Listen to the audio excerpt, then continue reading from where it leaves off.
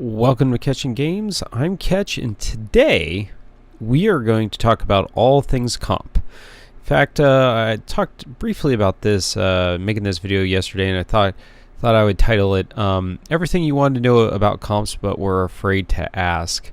I don't know if the title will actually make it onto the video, but that's today's discussion. So, what we're going to discuss is when it comes to comps.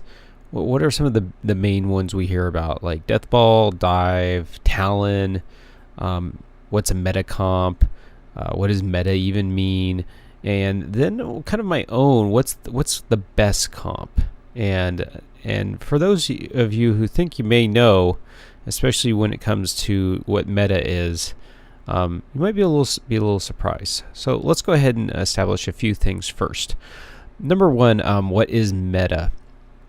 Well, most meta is basically, it has I've seen a couple different definitions for it. One is like most effective tools available. Another is most efficient tactics available.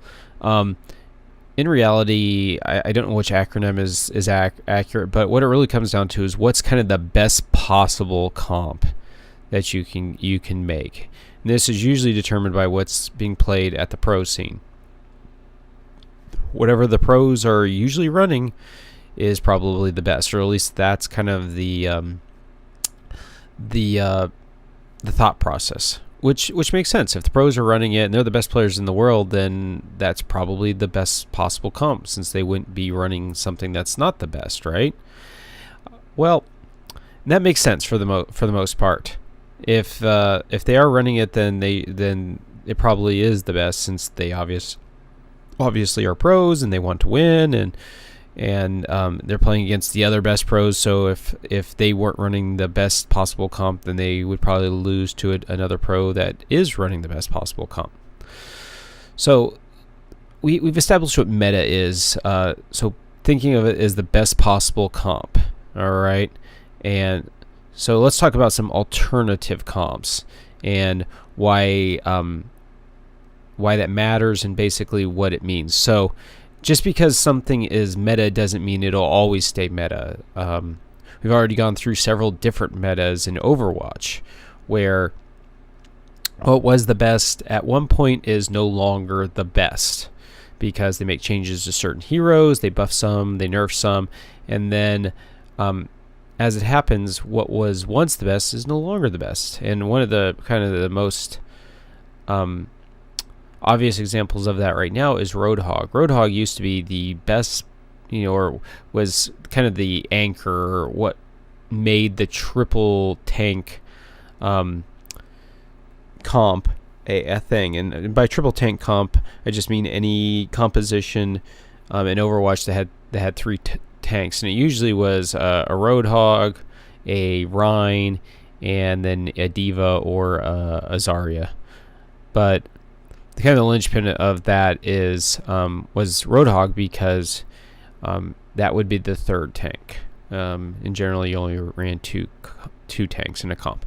And comp is just short for composition. If you're still wondering what the heck is a comp, even, it's just short for composition. So with Overwatch, you have DPS, or offensive healer, or offensive characters, defensive characters, tanks, and support. And among those, they have different abilities and effectiveness.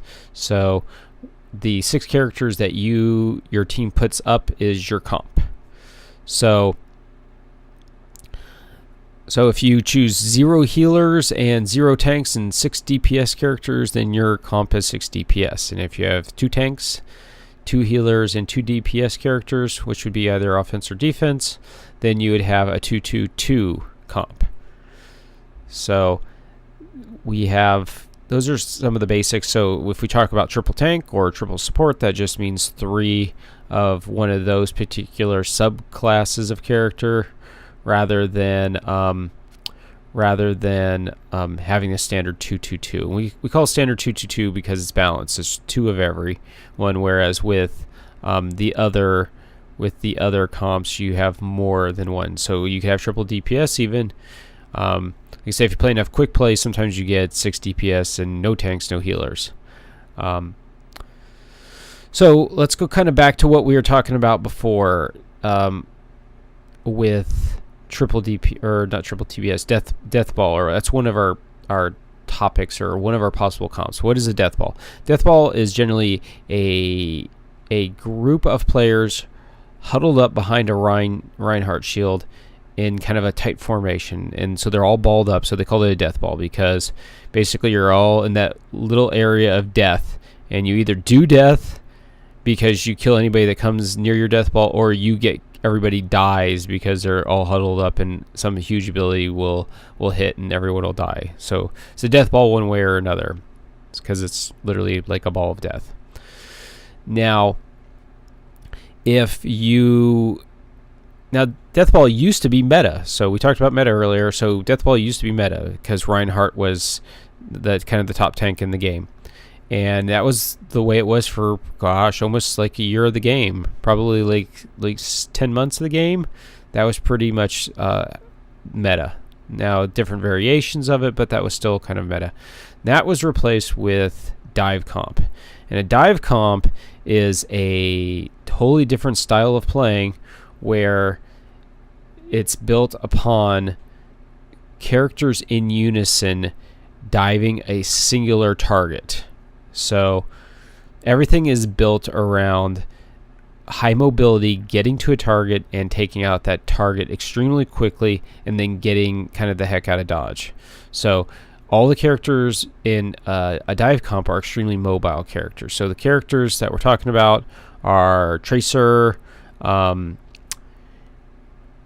Diva, Winston, Lucio, and let's see, Winston, Lucio, and Diva, and then usually Genji, Soldier, and then the last support is either an Ana or a Zen. And Ana and Zen are the two that are not really mobile out of the group. But it was mostly Zen that was used as the sixth, and not Ana, because with his orb of discord, he could put that on a target that Winston was going to leap to initiate the fight, and they are already going to take extra damage. And then Tracer and Genji could dive that target at pretty much the exact same time, and all of a sudden there is a ton of damage coming at one singular discorded target, so that target is going to melt very quickly. So that's dive comp. And there's different variations to it, just like there are different variations with death ball. Sometimes, like I said, it's a Genji, sometimes it's a Soldier, both of them. Soldier's not as divey, but he can still run. And sometimes, like I said, we swap out the Zen for an Ana and use Nano instead of Discord, depending on the character set.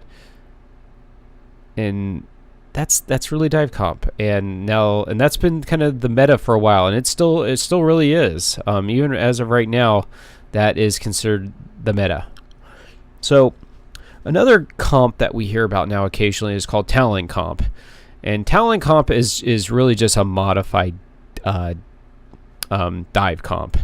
It, instead of having you still generally have a Winston and a Diva, and then either a Tracer or a Genji, usually a Tracer, so you swap out the Genji or the Soldier for a Reaper, and then you have a Lucio and you swap out your Ana or a Zen for a Sombra. And they call it a talent comp because both Reaper and Sombra are both members of Talon, so that's where that comes from. So the organization Talon, they have Reaper, Sombra, so talent comp. So, but really it's just modified dive comp. And what makes talent comp different is that although it's still kind of a dive comp, you're really setting up your Sombra and also generally comboing it with the Reaper. So Sombra will come in, hit her ult, and so that disables all the special abilities for the enemy teams, or at least everyone she hits with her ult. Then Reaper comes in and hits them with his ult, and with that combo right there, it's doing a ton of damage because no one everyone should probably lost their defense, and some of the enemy probably has shields, like if there's a Zen, and so they melt very quickly. So we've talked on 3 comps now. So, and there's a ton of variations. If you play quick play, like I said, you get a bunch of everything. And recently on the Overwatch World Cup just last weekend, we saw South Korea break out a brand of Deathball again. They had a Reinhardt and a Zarya, and even at one point a Junkrat, and it was very much kind of a throwback comp, and yet they still won. So granted, they were probably way better there than some of their opponents, but they still ran this comp against some of the higher ranked teams at the little tournament they were playing for in order to get to BlizzCon. So, and they easily won. They were predicted to win, but they still ran a variant of Deathball in a primarily dive happy era right now, a dive happy meta, and it's kind of two really different things now that we're dealing with. Is that your skill in a way now determines which comp you want to run. So if you play competitive, probably everybody's trying to play meta, which is some variant of dive. But what happens if your team is not actually really good at dive? Which happens. People are just not good on certain heroes, or not as efficient on certain heroes, and therefore they may be better suited to do a variant of a Deathball, even though Deathball isn't meta. But then we come to the point where, okay, South Korea is winning without playing meta. They were playing against dive comp and winning, although dive comp is considered right now to be the best. So how do we kind of explain that? And like I said, I think it comes down to just how good you are with certain heroes. Now, although South Korea, when they did get pushed, still ended up switching the meta to ensure the win, they were still doing well and possibly winning with off meta. So if you're not great at meta, really the end result is you don't have to play meta, even at the almost nearly the highest levels of Overwatch. It also means that if you're playing, competitive, really at any level at that point, you can't really expect to see nothing but meta either. You should expect to see really anything, because at the end of the day, it's winning or losing a game. It's not, playing meta and not playing meta, even though you'll get a lot of people thinking you're throwing the game if you pick a character that's generally not considered very good right now, or at least not one of the most meta heroes. So I wanted to conclude by talking about what the best comp is. And so if you've been following along, you're probably like, well, that's easy, that's meta. Or, well, it's, the best possible, comp that you're comfortable with, or what you're good with. And it's really the latter, or, well, pretty much the latter, but it's whatever comp wins you the game is the best comp. So if that's meta, then great. If your team or your group is able to play meta efficiently, like you have a really good Tracer and you have a really good Zen and you have a really good Diva and you have a really good Winston, you can actually fill all the spots of a meta comp and everyone can play them really well, then by all means play meta. But if you're having some sort of crazy team that you're just getting wrecked by a Junkrat, and they're in Junkrat's not meta at all, then, and you're playing Tracer, and every single time you try to get close to the Junkrat, you get caught in a trap. Or maybe they're playing Junkrat and Torb, which is not considered meta at all, but against a Tracer where there's traps and there's the turret, that's constantly trying to peg you. Depending on how they have it set up, it might be hard to get past all that. So the best move might be to switch off a Tracer, which is considered a meta hero. So it's whatever wins you the game is the best comp. And if that means playing Hanzo, which is, usually considered like, kind of the ultimate thrower, that, or not playing Widow very well, then those are what you should play if that's what helps your team win the game. And that's called identifying the win condition, what you need to win, and then doing that. not just playing some pre-described, pre-formulated, whatever the pros play meta is what you need to play. So don't do that. Play whatever is best and or best for you for your team. You know, do not have to play meta, okay? And especially if you're not good at meta, just play what you can play. Try to win the game for your team, and go on with that. And if your best character is not a meta character, but you're actually really good at with it, and you're playing DPS, so you're playing your DPS role, then stay on it. And as the meta shifts, you know, sure, try to learn the meta heroes because they are the best, but you know, it really comes down to your individual skill and the individual characters you're good at. So remember, best PES comp doesn't always mean meta comp. It just means whatever is best for you. So remember that next time you're playing.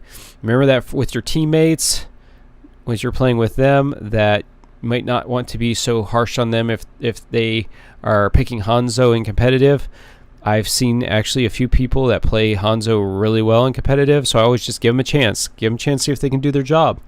And just because they chose Diva doesn't mean they're a good Diva player, even though Diva is meta. So that's kind of my summary on what's meta and what's not meta. Or excuse me, what's the best way to play and what's not the best. Now, so unless you're a pro and a top tier pro at that, it's kind of who cares what the meta is. Just play what's good for you and what's good for your team. If you have any comments, feel free to, or comments, yes, if you have any comments, feel free to put them in the comment section. I'll try to get to them as much as I can. And I hope you enjoyed this video, because I think it hopefully clarifies a lot of things with comps and makes it easier for people, instead of thinking they have to stick to some sort of just set plays, even though if they're not that good at them.